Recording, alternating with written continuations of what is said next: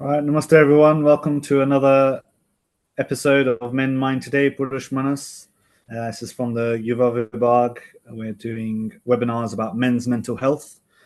We have had a couple of sessions already. This is the third one in the series.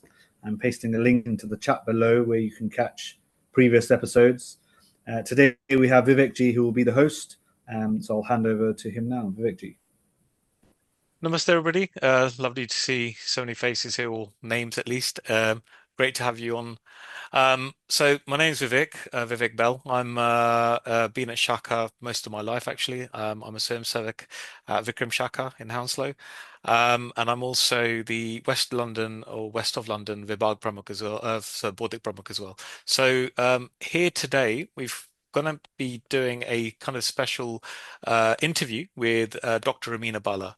So I'll give you a brief introduction to Dr. Rumeena Bhalla, and then I'll ask Rumeena also to introduce herself in a moment too. But Rumeena is an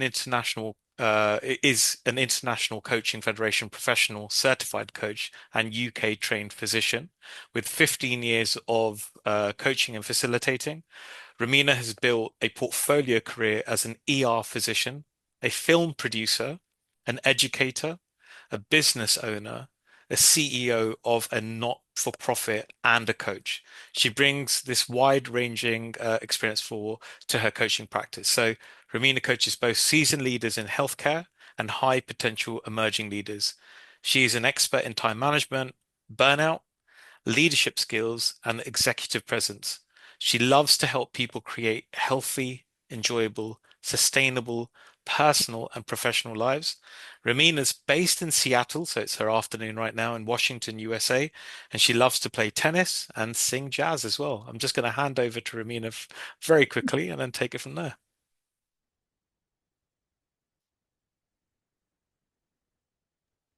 Sorry, technological snafu. Thank you for the introduction, Vivek. I appreciate it.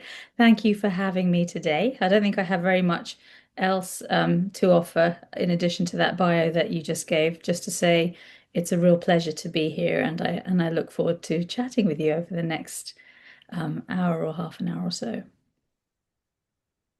And for the audience, please feel free to put any questions in the chat. We will try and put some time at the end if we have it. This is being recorded. It can be accessed later on, like Sumitji's already said.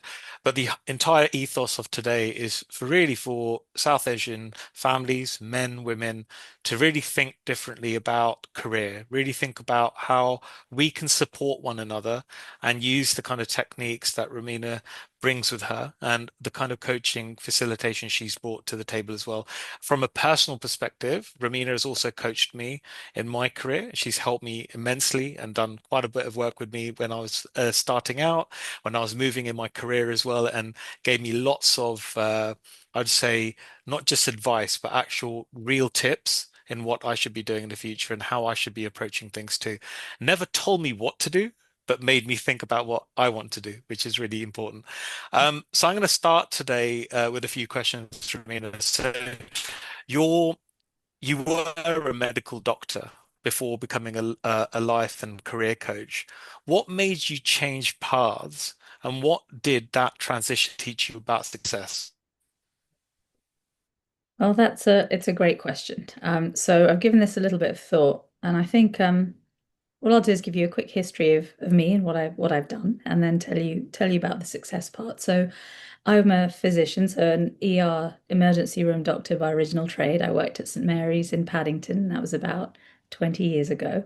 And very early on in my medical career, I realized that it wasn't really for me. There was a disconnect between who I am and the practice of medicine and the way that job is run. I didn't like the lack of autonomy in the job. It got in the way of my family life, some of the things that I really value. But there were certain aspects of it that I really enjoyed. But I became a bit of a career nomad. So over the years, I've collected a portfolio of different things that I've done because I've sort of followed the fairground music, and I've been lucky that I've been able to do that. So I moved from full-time medicine into running a not-for-profit in the healthcare sector. So that was called the South Asian Health Foundation in the UK. And that currently run still. I was the CEO of that for a while. We look at how people access healthcare in different ways from different communities and help them get better access to healthcare. I'm also pretty creative, so I have a master's in film production. I've made a range of health education films that were Bollywood style comedies. I've also then gone on to move to America. So that was all in the UK, moved to Seattle, Washington about 10 years ago and trained formally as a coach. And now I'm a leadership executive career coach, and that's my full-time profession now. What I have done over the years is really try and figure out what makes me tick and where I can use my own skills, the things that I enjoy doing, and apply them to my work. And I've been lucky to be able to do that. What I've really learned about success is that it's so personal. So what you define as success is really just about you as an individual. So some people will put a dollar value on it. Great, they have a money. That is their target for success. Some people will say, I want to work for myself, and that's success. Some people will say, I want total autonomy and control over my time. Or some people will say, success is I go to a job, I don't care if I enjoy what I do, but as long as it brings me the regular security that I want of the monthly paycheck, to me, that is success. So we're all so different.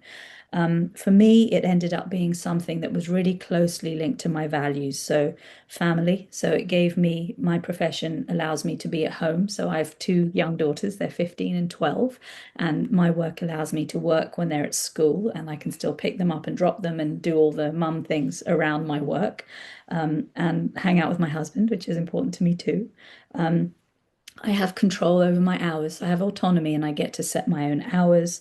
And I get to do something that I think uses a skill that I enjoy using, my kind of very personal touch when I'm coaching people. And so for me, that's what success was. It was like being able to work on a schedule that I want to. And of course, like thinking about the real world, I also want to earn a decent living and be able to pay the bills. So I'm getting there on that side of things. That's happening slowly but surely.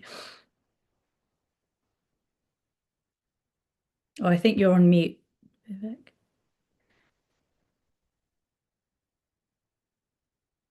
Unmute. Okay, There sorry. you go. Yeah, no, I was trying to unmute, but it wouldn't let me do that. But I guess there's this whole taboo in the South Asian culture, especially in my age group. When I grew up in the 80s, there was a high expectation to follow a certain kind of career path. And obviously the same thing happened to you. What did you do to kind of control that? How did you manifest from being this doctor and all of a sudden, I mean, I kind of know your family, so that's one thing. But how did you move from this like highly esteemed person who got educated in some of the best schools, went to a really amazing university, studied medicine, came out, got a career in medicine, and then all of a sudden decided, I'm not doing this anymore. What was the perception of your family, your friends, even at that given point in time? And what advice would you give to somebody now if they were to go through that? Because a lot of people I know think about changing career paths, but are not confident enough to do it. I'd say it wasn't easy. I think I knew really early on when I went to medical school that it wasn't right for me, but I had the message in my head from me was if you quit, you'll always be a quitter. So I went to medical school, I did medicine, I stuck it out for several years, but realized I just wasn't there was something about it that was making me feel unwell. And for me, I'm actually I like to think of it as actually I'm lucky when I don't want to do something, I actually feel physically unwell. I get that burning in my stomach and I can't ignore the physical manifestation of not feeling quite right. So I knew that I had to make a change. I like to joke that I still don't know what I want to be when I grow up. I tend to sort of follow my nose and seek out opportunities as they come. And I've been lucky that there have been opportunities. But medicine has opened some doors, but it's meant but what it means is medicine, you're often very much tied into that as your identity. So if you're a doctor, you're a doctor. You're not just a human. That's who you are as like you said, everybody sees you that way. So to leave that behind and shed it is not it's not easy. And I think I'm probably still trying to outrun that a little bit. certainly you're right. When I thought about changing my career, my dear departed Nani rang me up and said, don't do that because it's embarrassing for me. So she felt it was a personal affront and reflected poorly on her if I was to make a career change. And I mean, it's not something I did lightly. I understand where she was coming from. And in those days, particularly, it was really what people thought of you was really important. And she liked saying to people, "Oh, my granddaughter's a doctor." And she thought, what am I gonna say about her? And what I told her is that I'm not gonna sit around doing nothing. I want to seek something that gives me joy and that I think I'm good at, and that maybe will just be better for me all around. But I think it took a lot of knowing myself. Um, I have a lot of clients who are South Asian, particularly Indian, and I personally don't love the phrase, but they use the hashtag brown life and they say, I want a coach who understands being South Asian in origin, who has a shorthand to knowing that this is the culture that we've grown up in and there are these expectations. And what we really do is we talk about values. So if someone feels stuck and they're in a profession they don't enjoy, we don't say, oh, I never say, oh, burn the house down, give in your notice tomorrow, you'll be fine, or think of something else. And that's not realistic. So, what we do in coaching is we help people figure out what they really value. I can talk a bit more about values shortly, but there's a great exercise. I can share the link in your resources on how you figure out your top values in life.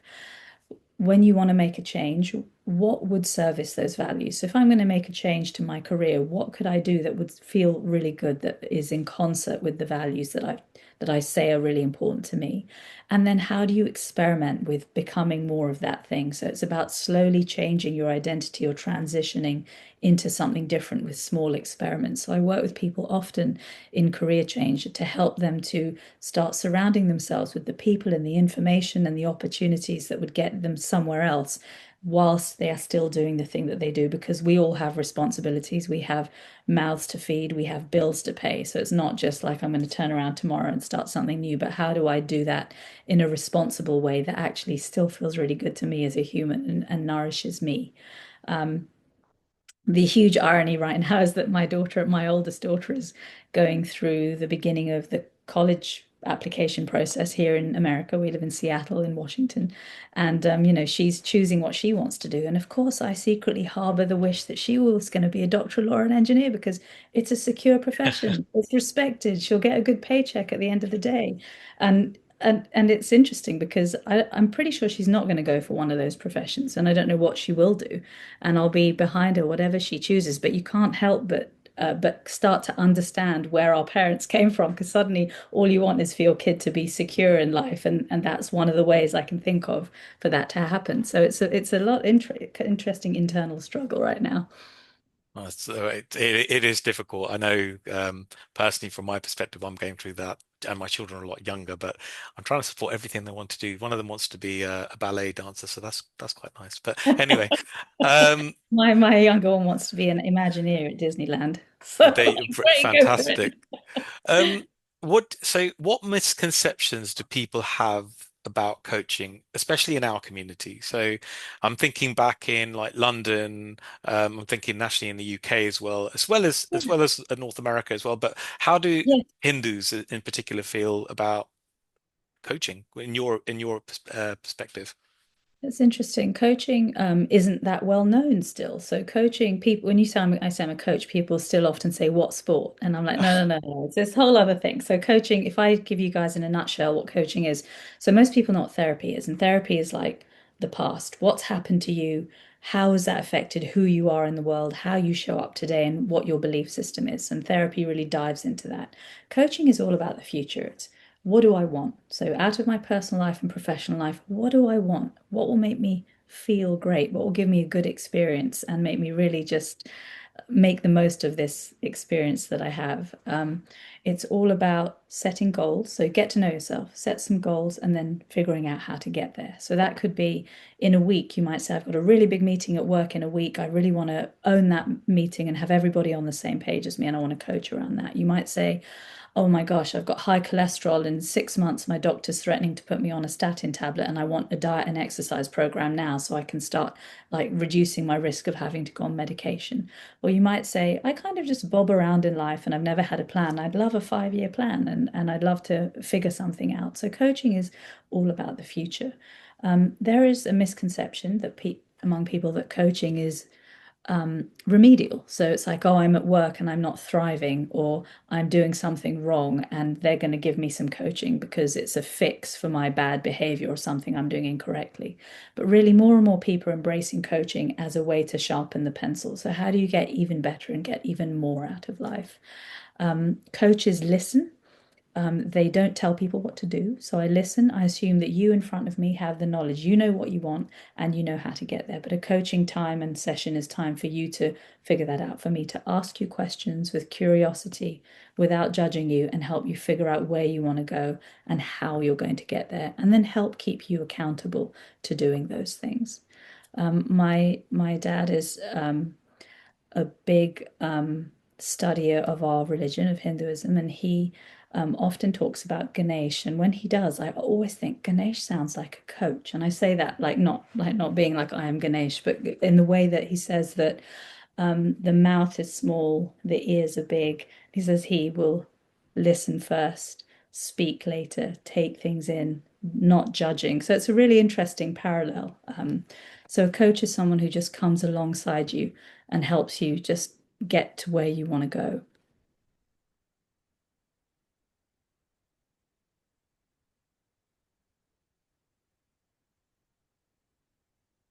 Okay, can you hear me still? Sorry, Yes, because I feel like I've I can hear frozen you. on my end, but I'm just wondering if people. Okay, fantastic. Brilliant. Okay, so let's go into South Asian men for a second and think about that. So Yeah. why do you think South Asian men struggle to open up about stress, burnout, or emotional challenges? I mean, I've been privy to that. I've seen it. I've got direct reports that work with me, and it's a taboo subject for them. What kind of advice, or why do you think that happens in the first instance, and what would you do to help from that perspective as Yeah. well? So first, I want to be clear, I'm not a psychiatrist and I'm not a therapist, but I speak as someone who's a physician and a coach and a South Asian woman. And so that's where I'm coming from when I answer this question. So mental health has always carried a huge taboo, especially in our communities, and people don't want to talk about it. Um, we have this tendency to think we should be able to do everything ourselves, fix everything ourselves. What does it say about you if you can't do it all, if you have to ask for help? It's perceived as maybe a failure. And these are some of the sort of main reasons. And I'd be welcome, you're welcome as well, Vivek, to chime in with what you experience from this point of view as well. And I would say that we're not meant to do it alone. In coaching, we talk a lot about talking. So, how do you share what you're going through? How do you talk to people? And we also talk a lot about asking for help as a gift. So, many people hate asking for help and they find it difficult because they think they are putting pressure on someone else. Oh, I'm asking them for a favor. They're so busy already. I shouldn't burden them with what I'm going through. But the more I coach, the more I talk to people, the more it's clear to me asking for help. You are giving someone a gift because what you're doing is opening a conversation. And I believe this really passionately. I moved to the States 10 years ago. I have two young children. At that time, they were very young. And it was just me and my husband, and he was working full time and the girls. And I remember one day when my daughter was sick and I couldn't take the other one to school, and I didn't really know anybody very well. And I ended up having to reach out to a family who were at the same school as us, but we didn't know, and say, can you help me? Can you take my other daughter to school and bring her home? And that led to a conversation. They felt they could ask me for help. And over the years, we've become very good friends. And I really noticed that the more willing I am to reach out to people and say, I don't feel good, and share what I'm going through, the more they will do that with me. And so I think that's really important and something I work with people a lot on in coaching.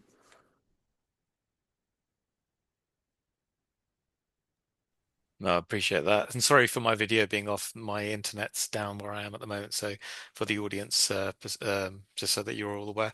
I guess my two pence or worth on that one is I work with a lot of South Asian men. I also have them employed in my kind of organization. they tend to hide a lot of the burnout. They tend to hide the emotional challenges they're facing.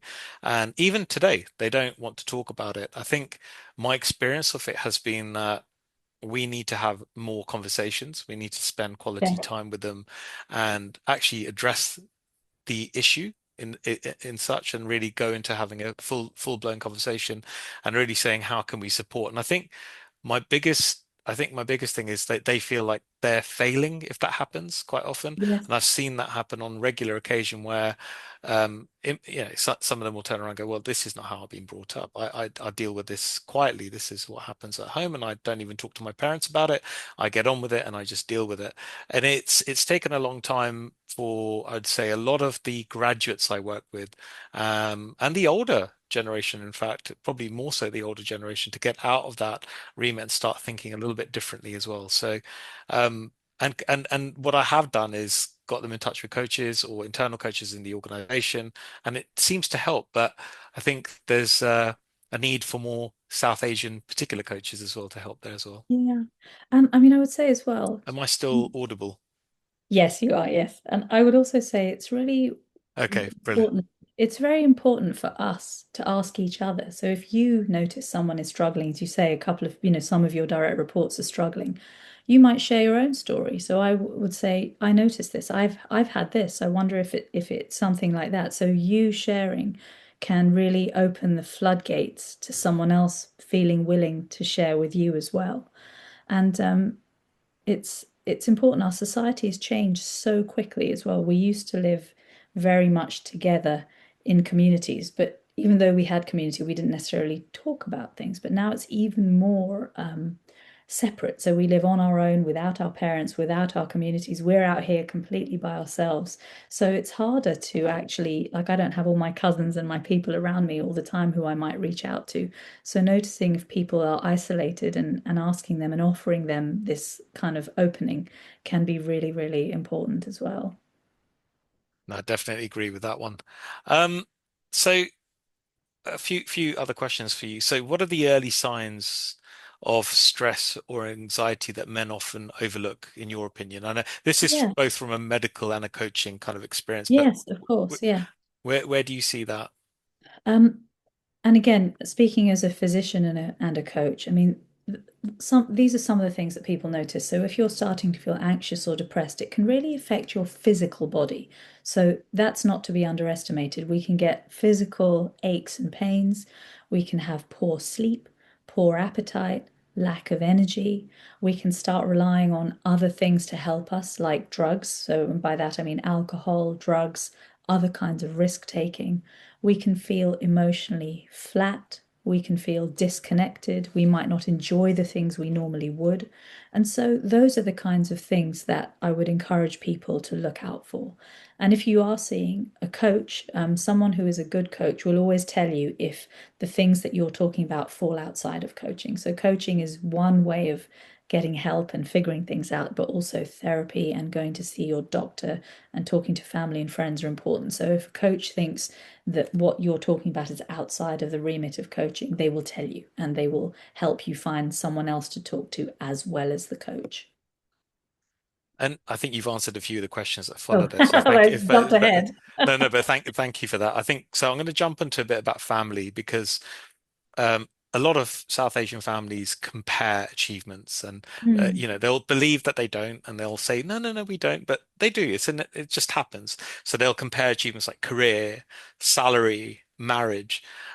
How can listeners here, or people that they're speaking to, or their families or wider families, avoid falling into that, I would say, comparison trap? What advice from a coaching perspective would you give over there? I think it's important to understand, I think, where our families and all the generations have come from over the years. And our parents, mine certainly arrived from India and Africa, and they came with, and my mum always says I came with 17 pence in my pocket, and that's all we had. And they wanted everything for us, but they were right at the base of we call the Maslow's triangle, that hierarchy of needs. So what they did was provide for us. That's all they could do. They worked hard and they provided for us, and they wanted us to have a good education, because for them that was how to become socially mobile, to give your kids that education so they can do better than you did. And we're so lucky that we've kind of been elevated in that way by our parents' hard work, and we're kind of further from that. But Vivek, will you remind me the question? I've lost my train of thought as I've started Yeah, trying to. no, it's about how can we avoid falling into that comparison trap. I think Yes, it's thank yeah. you. Yeah. So, and so from their point of view, all those things were so, so important. Now for us, we have the luxury of looking around us and thinking, actually, what do I really want? And I think that's where the root of it comes from. It's about getting to know yourself. We're no longer in survival mode as a community and as individuals, and we can have the luxury of making choices. So we can look around us and think, okay, what do I really value? So Rumeena, I've done my values exercise lots of times, and I value autonomy. I do value my health. I value my family. I do value wealth because I want to live well and have enough to Hmm. provide for my family. So those are my values. So if I want to live by those, what I would encourage people to do is to always look inward and not outward. Look in, what do you really want and what do you want out of life? Is what you're doing serving what you and your family really want? And that's really the key and the foundation, and everything comes from there. So what is your why? So we talk about, there's a leadership thought leader that I'm sure you guys are familiar with, Simon Sinek, and he talks about what is your why? Why do you do what you do? And then how are you going to get there? So what do you really want out of this journey? When you're looking back at the end, what is it that you really want to be able to say about it? Yeah, I think that resonates a lot with Hindu Swam Savik Sang as well, what you just said there. A lot of what we do in HSS and how we do this globally and trying to impact the whole of our community, but everybody else around it as well is pivotal to us. Sometimes we kind of get pressured. Not in HSS, but in our lives, and we forget about the wider picture of the why. And I think what you've articulated there for people in the audience, from my perspective as a HSS Swam Savik, is really important because sometimes we focus so inwardly and about just us that we forget about what we're doing and the impact we can have on other people as well. So I think that bigger why is a very, very important statement there. Um, Kind of going a bit off topic, but thinking about goal setting and life progression now. Um, you specialize in progression and simple, tangible steps. What's the biggest mistake people make when trying to change, or I wouldn't say like drastically change their life, but trying to do something in their life? What's the biggest mistake people make? I would say that's a good question. And I would say it's more of a mistake of omission than it is a misstep. So when people say they want to make a big change, the first thing is to give yourself some time and space to think about it. So Hmm. obviously I'm going to say, hey, a coaching session is great to do that. Yes. However you want to do that, you give yourself the time and space to think things through and figure out what you really want. And there's no right or wrong answer, of course, because life is all about experiments. So you do it and you learn and you iterate and you reiterate. So it's all test and learn. And so um, I would say there's that aspect of it. So thinking about what you want and why you want it and how you might get there. And then really making something very digestible. So in coaching, we talk about very tangible action steps. So I always give the example of painting a bedroom. So on my to-do list for a very long time, I had my daughter wanted to paint her room and it just said paint bedroom. And every time I look at my to-do list, who's going to paint bedroom? That's just not going to materialize from that. So of course it was on there for like 6 months to a year until I finally broke it down into its action steps. And the action steps were go on Pinterest and make a Pinterest page with her of all the colors she likes. The next Yeah. step is choose color. The next step is go to Homebase or wherever we go nowadays to buy the paint and the materials because we were going to do this ourselves for the first time, which is exciting. And then the final step was paint bedroom. So it wasn't until we'd broken it down. So there is a mountain to climb, but until you break it down into every step you're going to take. And you might not know at the base of the mountain what the 20 or 30 steps are. You might only know the first two, and that's fine. But it's all about just making a little bit of progress and chipping away at that thing. And the other thing we tend not to do is set ourselves like a timeline. So I might say, okay, I've got paint bedroom on there. Maybe I'll make sure I've got that done by the summer. So that means now I'll start choosing the color, and then we'll go, well, in a couple of months we'll go buy the thing, and then we'll set a date when we're all home and we can actually go paint it. But actually giving yourself some accountability with the time. And I use that word accountability. That last piece is very important, especially for me as a coach. Tell people. So if you want to get something done and you really want to do it, share with people, especially the people who care about you and love you, like my kids or my husband or my family. I'd say, you know what, I really want to do this. Can you be my cheerleader and really support me in that? Because the more Love people that. you tell, then maybe the more likely you are to do it. That's fantastic. We've got an observation from somebody in the chat from Dharmic, who's basically written down to share an experience related to the question. When I speak to my friends about coaching, they have an eye roll. They show some interest, but inside they're like, I know everything. So there is an air of coaching being something that they may show vulnerability. I guess based on what you've just spoken about, tangible steps in terms of not just convincing people that coaching is great, because I don't think it's about convincing anybody else, it's for your own being, but what kind of steps would you take to address where somebody kind of dismisses coaching? What would you say? Well, let me see. That's a very interesting question. I've had many people dismiss coaching, and that's fine. I would just explain what it is. I would tell I can someone that it's a process of self-discovery. And I think really genuinely, I believe that life is about constantly getting to know yourself better. And the older I get, the more I love it, because the more I can be more unapologetically myself. It's about self-discovery. It's about how you show up in the world, how you interact with people. And and if I feel like if you think you're done and you're done learning, then you're kind of done. You're always learning. If you're awake, you're learning something new. And it really just feeds into that process. So someone has to be open to the idea of growth and self-improvement if they take on coaching.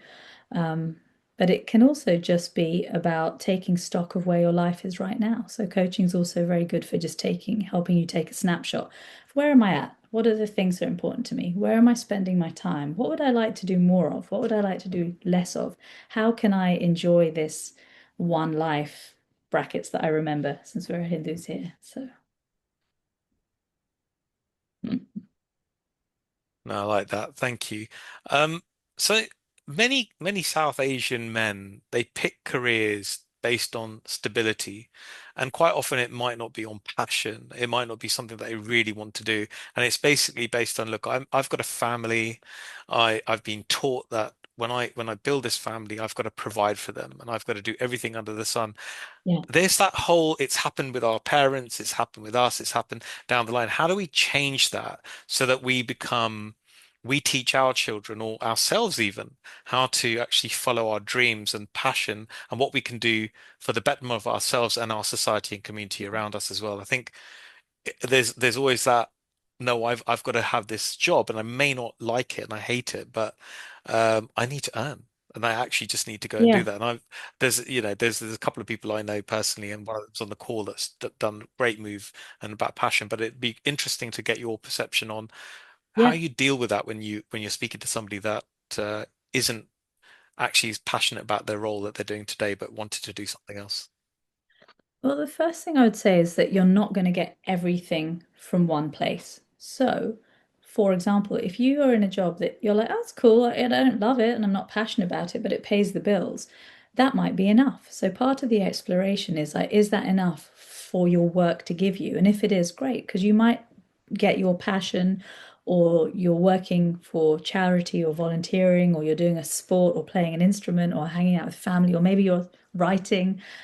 You might get that from somewhere else. So it may be that your passion is something that isn't in your work, and that's completely fine. So people will say, oh, you must do something you love and it has to be that way. It doesn't, and it isn't for a lot of people, and that's okay. So the question is also, what can I find in what I already do that I can add value to and enjoy and love? So people say, I really want to do something meaningful, and what I'm doing isn't meaningful. But there is always meaning in everything that we do. So from like smiling at someone in the workplace to saying, "Oh, I like your nails today," that's meaningful.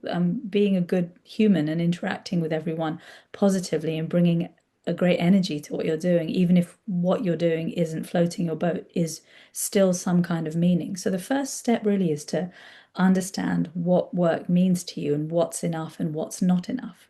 And then if you do want to make a move to something else, what is it that you're actually missing from what you're doing? Because sometimes we feel we want to move and that might not be the case. It might just be that something else is missing from somewhere else. And when you find that piece, actually you feel pretty content as a whole and work doesn't need to be disrupted. But if you really do want to move, so what is it that you want that's different? So there's no point moving from one thing you hate to another thing you hate. What is it that you're looking for? What is that missing piece? And that's what these kinds of conversations can really help you to unpick and understand. And I've worked with many people who are like, I've kind of just forgotten who I am. And it might be actually that work is fine, but they're so busy at home with young children, or maybe their parents are older and they're looking after them as well, that they've forgotten that they love reading, or they play the trumpet, or maybe they just love going to the cinema, or maybe they haven't been able to sit up and watch Netflix till 2 a.m. for months or years, and they kind of miss that. So it's really about understanding what it is that we're missing before we take that leap.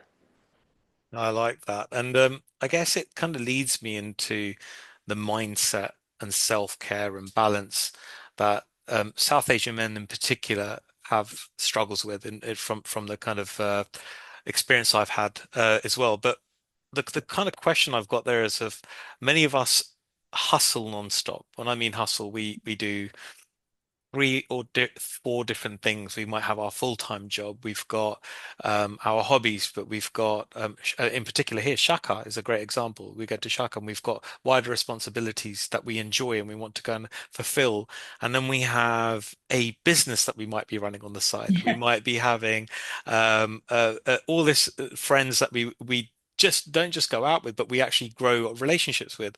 I guess the question I've got here is, what does real self-care look like for high-pressured environments or high-performing individuals or people that want to do everything? Great question. So first of all, I would say one size does not fit all. So Hmm. there is no formula. There is no this is what self-care is for you. That's something that each person will figure out. I always say you can do it all, but just not all at the same time. So particularly working with busy professionals who are parents and often carers, who they are parents and often carers for their own parents. So we're very much that sandwich generation. It's all about Hmm. really just finding what you really want to spend your time on and understanding where your limits are and setting boundaries. So as a South Asian woman, I am horrible at boundaries, especially when it comes to my family. Um, so to learning to put your foot down and say no, learning Hmm. when you want to say yes, learning when you have had enough, when you're tired, what that means for you, when it's time to stop and take a break.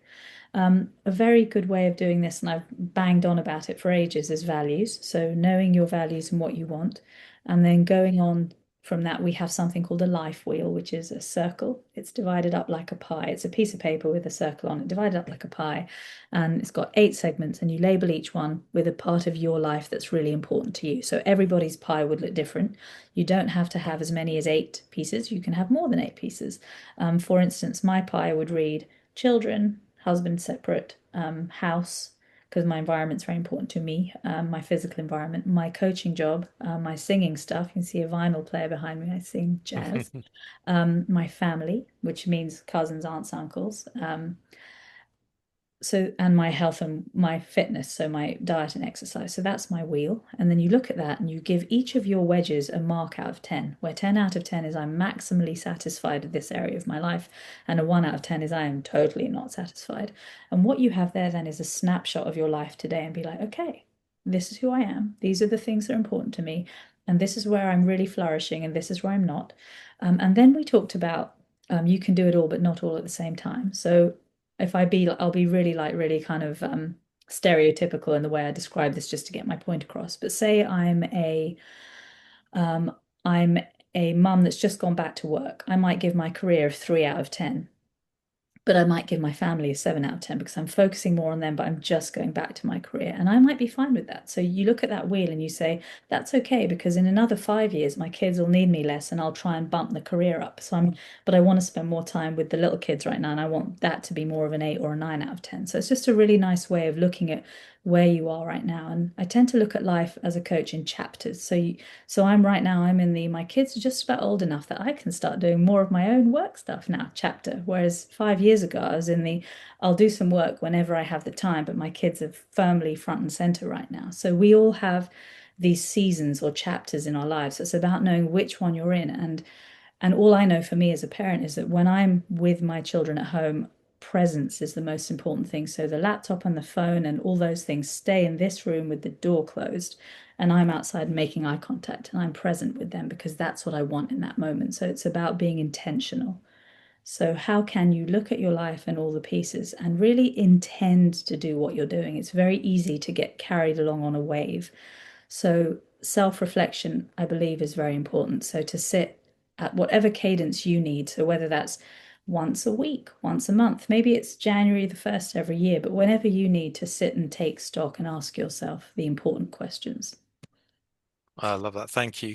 And for the Karyakartas and everyone, that Karyakartas are leaders that we're trying to build in Hindu Swayamsevak Sangh and global.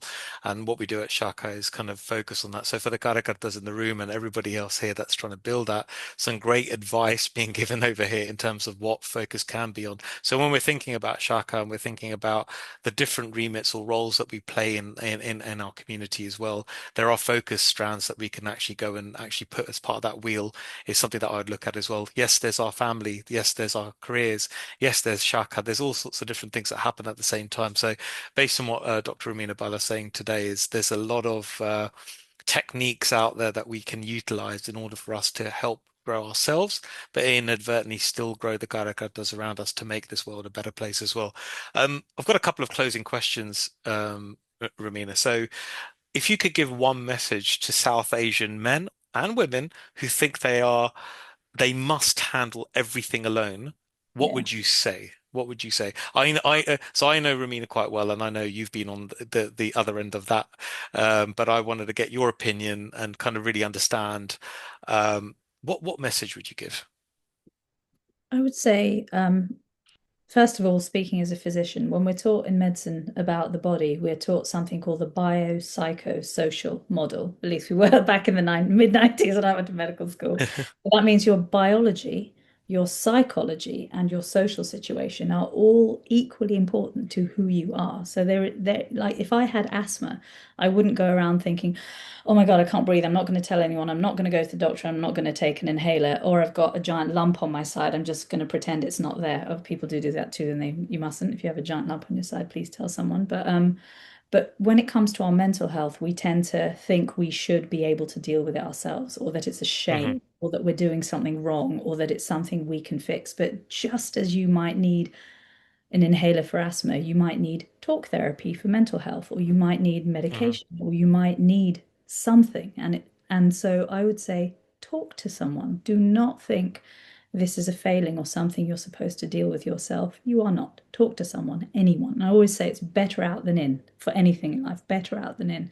So you might talk to a spouse, a friend, a sibling, a GP, you might get a coach, a therapist, but talk to someone. We're not supposed to deal with things ourselves. We are social animals.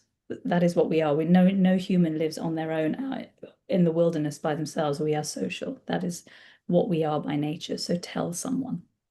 I love that. That's one of the kind of biggest messages that Sanjay Sumitji on the call today we would say to each other on our men's monthly shakas that we kind of go and run is actually speak to each other, have that conversation. It's really Yeah. important. When you Yeah. keep it bottled up and you're not having that outlet, it can be a ticking time bomb. So it's And I'd really also, sorry, Vivek, to no, no, interrupt, but I'd also say the converse is ask. So if you think someone's struggling, ask them. What's the brilliant. worst that can happen? If they're not struggling, genuinely, they'll be like, no, I'm fine. Great. They're not Yeah. going to take offense to that. But if they are, what if you gave them a lifeline? Ask somebody. If you don't think someone is okay, just ask. I love that. That's brilliant. So everyone, as a message here, ask the question. So everyone on the call, and if you're listening afterwards and you go to this recording, please do ask people how they're feeling. It's really, really important. Um, I guess where can listeners start today? Just one small step to make that kind of decision about passion or the meaningfulness around their life or anything else. What's that one small step they can start today with? I think your own body is your best gut check ever. So just to think about how you feel and Hmm. how you're doing. But if you want like the technical answer is values. Your values are the foundation to everything that you are. And our values Mm. come from our parents, our society, they come from ourselves. But knowing what you truly want, whether it's health and wealth and fame and recognition, or you want meaningful work and ethics around you, whatever it is, knowing your values. And I have a values exercise that we can do. So do we have a minute for me to go over the values, Ray? What values? Yeah, yeah, we've still got time, so go for it. Yeah. So values are big themes in your life. So they are things like health, wealth, meaningful work, ethics, love, family. So those are all values. And there is an exercise I have, and I'll share the link, and so it should be in your resources later. It's a website link, and it has 50 values, and it asks you to narrow those down to only five, which is crazy, like five values. But what they're saying is, in this short life, what five things, if you had a flag flying above your house, which five things would you really like put on that flag? So you're not saying the other 45 aren't important to yours. You're just saying, if I had to choose, these would be it. So you pick your values. And why do we do that? Well, values, it's a bit like goals. You know how they say if you know your goals, or you know your values and you write them down, you're more likely to live your life in accordance with those, or you're more likely to reach your goals. And that's because our brains are hardwired in a way that does that. So this is science called the Hmm. law of attraction. If you say you want something, you're just going to be drawn to the opportunities that get you there. So if I say to you, oh, Vivek, I really want to retire early. So I want to set up a nest egg and have enough money. And when I'm 55, I want to be retired. And then tomorrow I'm driving around listening to LBC, and there's an advert on the radio saying, free early retirement seminar. Come to this Zoom tomorrow. Normally, I would ignore that as just noise in the world, but because I've told you that, I'll be like, I told Vivek I wanted to retire early. I think I'm going to sign up for that seminar. So you're automatically suddenly open to things. So in the same way, if you say to me, I want to buy I'm just going to say VW Beetle. I don't know why. If I want to buy a VW Beetle, and you go online and you look at dealerships and prices and colors and specs and stuff, and then you go out on the M4 and you're driving up the M4, you're like, there's like hundreds of VW Beetles everywhere today. There aren't. There's no more than there were yesterday. But now you're open to the opportunity that was already there because you're looking for it. You want it. So same with your values. If you know your values and what you want in Mm. life, you're much more likely to be drawn to the opportunities that get you there. So I can share that exercise. And in coaching, what you do is you might do your values, and then a coach will go through your values with you and be like, so you say you value this. How do you live your life in a way that shows you that you value this? And if you say, oh, I do this, this, and this, great. But if you're like, you know what, I don't, and that's kind of a source of disconnect or unhappiness or burnout or lack of resilience for me because I value that, but I don't live like that. Well, so, okay, how do we do that then? What do we need to do to get you living in accordance with those things? So that's why I feel they're very fundamental to who we are. Whew, lecture over. Fantastic. No, no, absolutely. Can you hear me? I'm just Yes, wondering if people can still hear me. yes. Okay, it's slightly delayed. Um, so I've got one last question, and then we'll kind of wrap up. But the last question I've got is, what's something you wish you could tell your younger self? If you were to go back and tell yourself something that you think is really important, what would it be? Hmm, that's a very good question.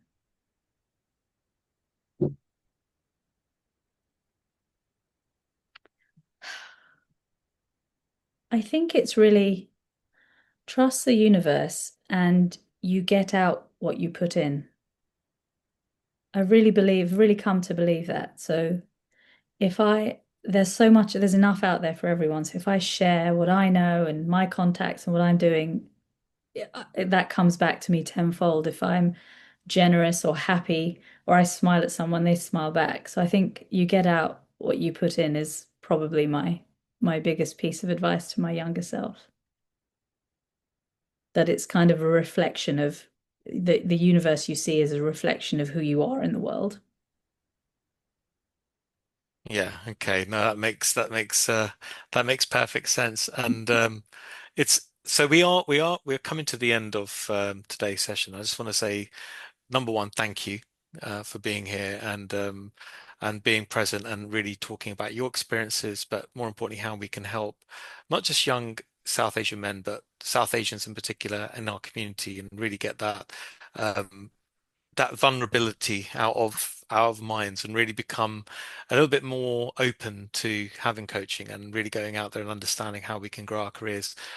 We've got a couple of minutes in terms of this, but if there's anyone that has any particular questions from the people in this group today, by all means, please speak up or post it as a question on the chat, or you can always reach out to us post this session as well, and I can always get in touch with Dr. Rumeena Bhalla again, set some time up with folks as well. So let's kind of think about that. But if there are any questions, I'm going to give it 10 to 20 seconds and see if there's anyone who would like to ask any questions. But while I'm doing that, Sumitji has just posted the hssuk.org/men's mental health website where you can access previous sessions that have been running and today's session as well.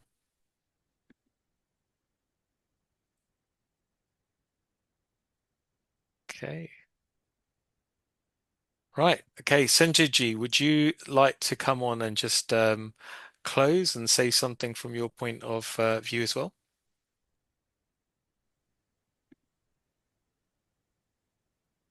Here he is. Hi. I wasn't expecting to do a closing.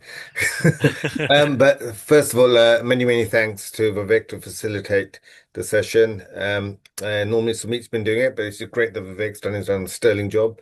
Dr. Rumeena Bhalla, she's a friend and a sister and great person that I've known for many years. Okay, all right, easy with the hearts. Uh, my children know her really well as well, so I accept she's an exceptional person, and we're really privileged to have her on this session, and potentially we could have her in future sessions as well. Not only on the Yuva session, this is a Yuva session, we could potentially have them on the Yufti one as well, on the ladies session as well. Something we could think about on that side as well. Again, thank you so much for everybody attending. And this will be available for everybody else, and we'll put it right across the board and all through via KKM down to the Shaka level. So many other individuals be able to see this session as well as the previous ones that have taken place in the last few months. Again, Rumeena ji, thank you. Vivek ji, thank Thank you. you for having me. Namaste. Pleasure's Thank you. been ours. Thank you. Namaste, Bye-bye. everybody. Bye.